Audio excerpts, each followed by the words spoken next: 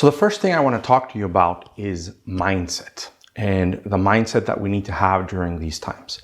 It's not just about being positive or negative. It's about really understanding what is happening in our brains and what sort of responses we're having based on the chemicals that are flowing through our brain. So in any crisis, in any situation, the first thing that happens is that our brain starts to change what is active and what isn't active to try to get us through the situation. So it all kind of goes back to when we were living in caves, and if we were going to be chased by a lion, well, it really didn't matter how much you were thinking or strategizing. You just had to get ready to run and survive. The challenge with that is, even in today's age, we still operate under some of those same type of stimulus, and our brain still responds with these animalistic instincts. So our job is to recognize what happens. So some of the negative chemicals like cortisol are going through our brain. So what do they do? Well, they inhibit our brain. And what does that mean? Our neocortex, our prefrontal cortex, tends to shut off.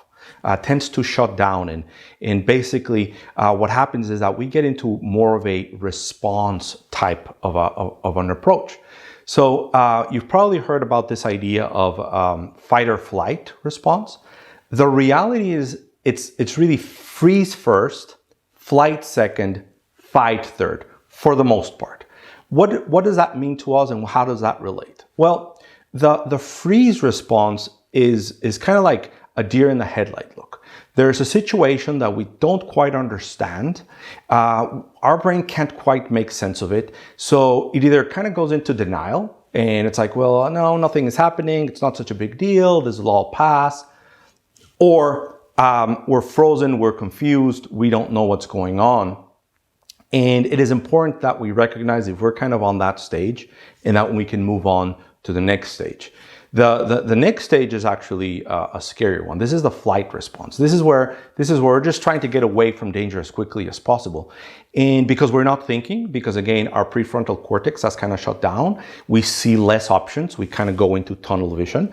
And what happens there is that we limit our own options and alternatives.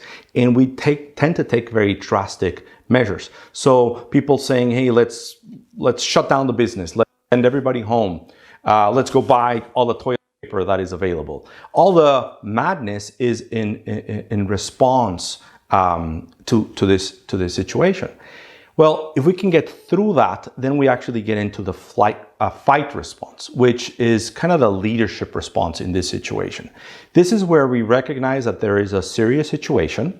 There's nothing to panic about, and we've got to start leading within it.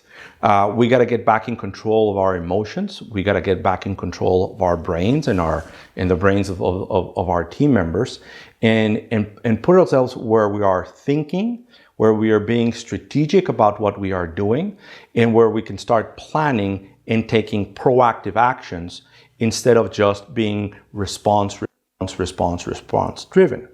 So the thing is, right now we're living in a world where it is just very polarized. On one hand, you have the people that are panicking and making some brash decisions and not thinking very rationally. And on the other hand, you've got the deniers, right? And what I'm suggesting is we don't want to be in either. We want to be in the middle, right? We want to be in the middle. We want to recognize that this is a serious situation, but we're not freaking out either, right? And we are in control.